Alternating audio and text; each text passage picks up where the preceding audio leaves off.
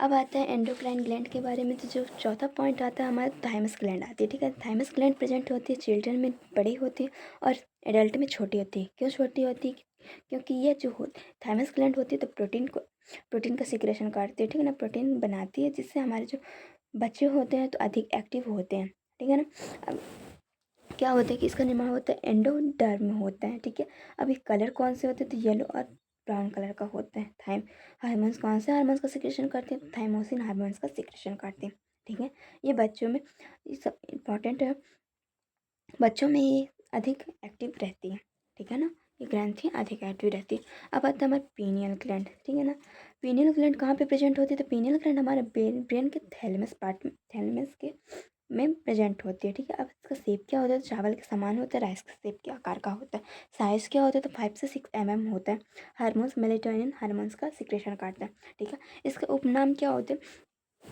आप इसके बारे में कुछ पढ़ो या फिर ना पढ़ो, पर ये जो ग्लैंड होती है ना, तो इनके जो उपनाम होते हैं उसको अवश्य उसको पढ़ना ज़रूरी है, क्योंकि ये पूछ लेता है। ठीक है, वैसे तो पूछेगा कुछ भी नहीं, पर ये उपनाम लेके क्वेश्चन को ज़रूर देते हैं, जी ज़रूर देगा। ठीक है ना, तो जो इसके उपनाम होते हैं तो बायोलॉजिकल क्लॉक होता है, मस्तिष्क की रेत भी इसे बोला जाता है, थर्ड आइस भी बोलते हैं इसको।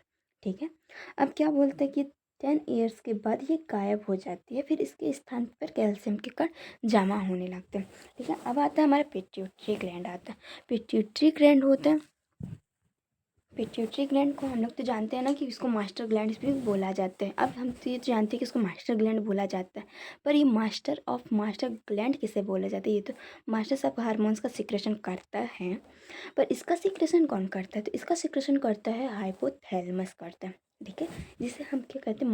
मास्टर ग्लैंड भी बोला जाता है। अब ये पिट्यूटरी ग्लैंड होती है तो कहाँ पे प्रेजेंट होती है?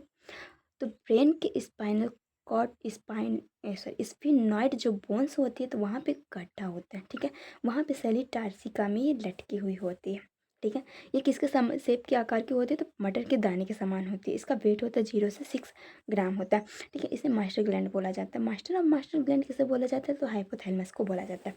ठीक है, अब ये एक ऐसी ग्लैंड होती है, एक ऐसी एकमात्र ऐसी ग्लैंड होती है जो 7 हार्मोन्स का सिक्रेशन करती है। ठीक है, 7 हार्मोन्स का सिक्रेशन करती है। कौन कौन से हार्मोन्स का सिक्रेशन करती है? तो सोमेटोट्रोपिक हार्मोन्स का सिक्रेशन करती है। अब सोमेटोट्रोपिक हार्मोन्स करता क्या है? तो सेल डिवीजन करता है, बोन्स ग्रोथ करता है, मसल्स की ग्रोथ करता है। ठीक है, मसल यानी जी फॉर ग्रोथ होता है। ठीक है ना, अब आता है थायराइड स्टिमुलेटिंग हार्मोन्स होता है, एड्रीनोकॉर्टिकोट्रॉपिक हार्मोन्स होता है, एलएस ल्यूटिनाइजिंग हार्मोन्स होता है, जो सेक्सुअल हार्मोन्स के नाम से भी जाना जाता है। ठीक है, फॉलिकल स्टिमुलेटिंग हार्मोन्स होता है, प्रोलैक्टिक हार्मोन्स होता है, लैक्टोजेनिक इसका उपनाम होता है। ठीक है, ये किसका सिक्रेशन का इसका फॉर्मेशन करता है? तो मिल्क का फॉर्मेशन करता है। ठीक है, मेलेनोसाइट जो होता है इस ये हार्मोन्स होता है। ठीक है ना, अब ये पोस्टीरियर हार्मोन सिक्रेशन, ये तो अग्रभाग से सिक्रेशन होता है, और इसके पश्चात भाग से कौन से हार्मोन्स का सिक्रेशन होता है? तो वैसोप्रेसिन होता है, ऑक्सीटोसिन होता है। ठीक है, वैसोप्रेसिन क्या करता है? वाटर और मिनरल क्वांटिटी को कंट्रोल करके रखता है। ठीक है ना, वाटर और मिनरल की मात्रा को कंट्रोल करके रखता है। डिस्क्रीज जब इसका लेवल लो हो जाता है तो यूरिन लेवल हाई हो जाता है। ठीक है, जब वैसोप्रेसिन का लेवल लो हो जाता है तो जो यूरिन होता है तो यूरिन का एक्सक्रेशन हाई हो जाता है। ठीक है, इंक्रीज होने इसका लेवल हाई हो जाने का यूरिन का लेवल लो हो जाता है। ठीक है, जैसे हम चाय पीते हैं, ठीक है, एल्कोहल या जब हम चाय अधिक मात्रा में पी लेते हैं तो यूरिन का लेवल हाई हो जाता है।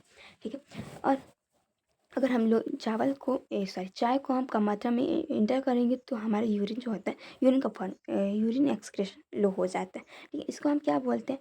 एंटी डाययूरेटिक हार्मोन्स भी बोलते हैं, एडीएच हार्मोन्स भी बोलते हैं। ठीक है, अब क्या करते हैं? अब सेकेंड पॉइंट आता है ऑक्सीटोसिन हार्मोन्स, स्टिमुलेटेड मिल्क का सिक्रेशन करता है।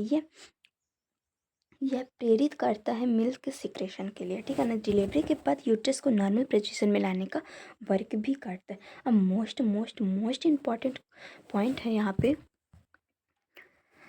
इसको याद रखिएगा। ठीक है ना, तो एडीएच और ऑक्सीटोसिन हार्मोन्स होता है तो फॉर्मेशन होता है हाइपोथैलेमस से। ठीक है ना, तो ये कहाँ से रिलीज होता है? तो हाइपोथैलेमस से रिलीज होता है। ठीक है, फीमेल में एस्ट्रोजन हार्मोन्स को ब्यूटी बोन्स भी बोला जाता है। ठीक है, अब टेस्टिस जो होता है तो लीडिंग सेल से इसका सिक्रेशन, टेस्टिस हमारा जो बनता है तो लीडिंग सेल से बनता है। ठीक है ना, थैंक यू मेरी वीडियो देखने के लिए। ज़्यादा और वीडियो को ज़्यादा से ज़्यादा शेयर करें ताकि मुझे भी मोटिवेट हो, मैं भी वीडियो और अच्छी तरह से बना सकूँ। ठीक है, थैंक यू।